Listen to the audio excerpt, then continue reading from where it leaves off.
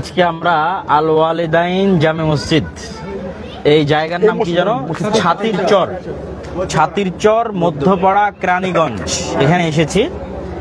যদিও মসজিদ প্রায় দীর্ঘ 19 এটা কত সালে প্রতিষ্ঠা লেখা আছে? 2015 সালে প্রতিষ্ঠা হওয়া, তথা বলা যায় দীর্ঘ 10 বছর থেকে এখানে মসজিদটা চলমান। তারও আগে 2-3 বছর চলেছে, মানে বিল্ডিং হওয়া 10 বছর, তার মানে আমরা মোট 15 বছর বলতে পারি। প্রায় 15 বছর থেকে এই মসজিদে আমাদের এখানকার দিনী ভাইয়েরা সালাত আদায় করছে, আলহামদুলিল্লাহ।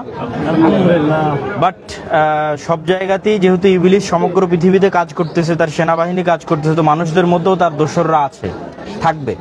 মানুষের মধ্যে বিভেদ তৈরি করা, মারামারি লাগানো, সমস্যা তৈরি করা, এটা ইবলিসের প্রধান কাজ, এবং মানুষের ঐক্য নষ্ট করা, এটা ইবলিসের প্রধান কাজ।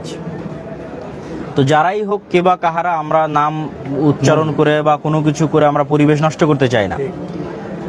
যারাই এই মসজিদ কিনে ষড়যন্ত্র করুক, ষড়যন্ত্রের শুরুটা মূলত আমাদের শ্রদ্ধেয় ওস্তাদ শেখ আব্দুর রাজ্জাক বিন ইউসুফের একটি প্রোগ্রামকে কেন্দ্র করে।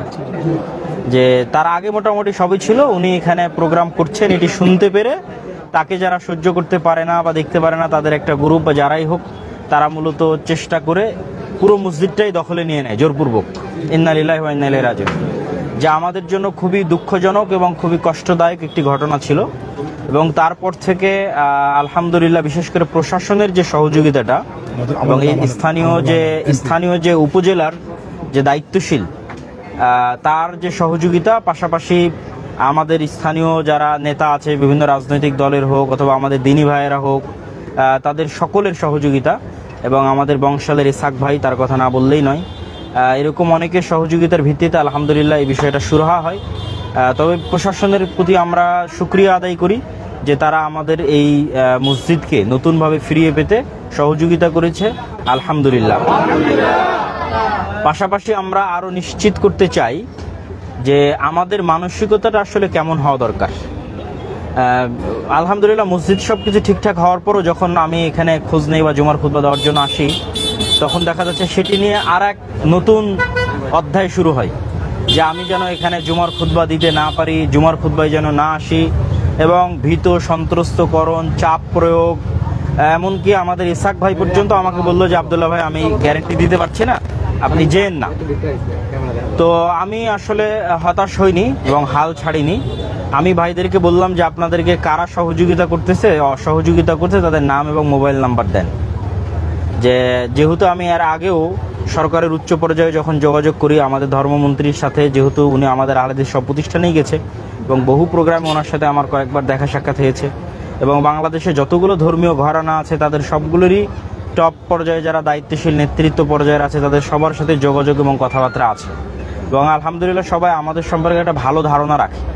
কোনো কথা বললে তারা ফেলবে, এটা আমি মনে করি না।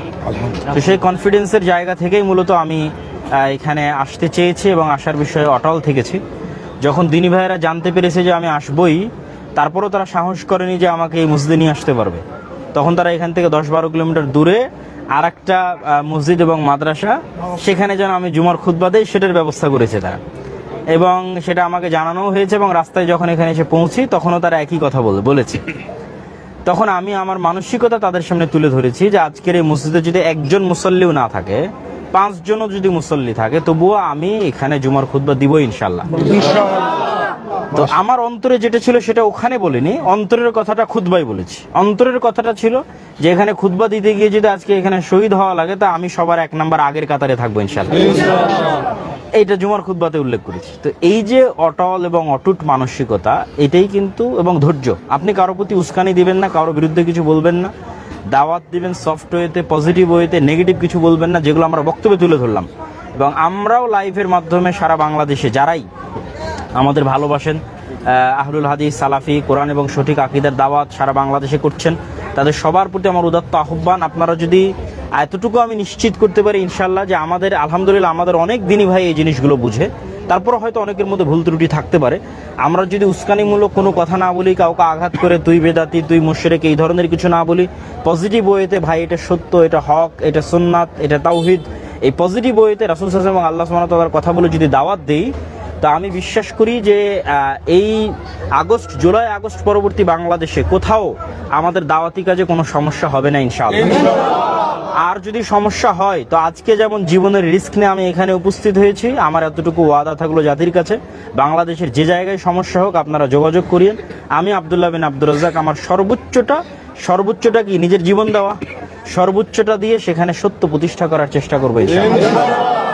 তবে আপনাদের দাওয়াতি কাজ বাধাগ্রস্ত হবে কখন? যখন আপনারা নিজেরাই সত্যবাদিতা, ন্যায়পরায়ণতা এগুলো থেকে সরে আসবেন। মিথ্যা ঢুকে যাবে, আমানতের খেয়ানত ঢুকে যাবে, গ্রুপিং হবে, বিভেদ হবে। এই জিনিসগুলো যখন ঢুকবে তখন দেখবেন যে আপনার দাওয়াতি কাজে বরকত হারিয়ে গেছে। বাহিরের কোনো ষড়যন্ত্র, কোনো জুলমের কারণে দাওয়াতি কাজ বন্ধ হবে এটা আমি বিশ্বাস করি না। তো এই উপদেশ এবং এই নসিহত থাকলো, এবং জাতির কাছে আজকে আমি এখানে দাঁড়িয়ে এই মর্মে ওয়াদাবদ্ধ হলাম, যেখানেই বাধাপ্রাপ্ত হোক আমি সেখানে আমার সর্বোচ্চটা দিয়ে সহযোগিতা করার, উপস্থিত হওয়ার চেষ্টা করবো ইনশাআল্লাহ। আল্লাহ আমাদের এই ঘোষণা এবং এই চেষ্টাকে কবুল করুক, আল্লাহুম্মা আমিন। আল্লাহ আমাদের এই মসজিদকে কবুল করুক, আল্লাহুম্মা আমিন। কিয়ামত পর্যন্ত অত্র অঞ্চলে পবিত্র কোরআন এবং হাদিসের দাওয়াত চলমান থাকুক।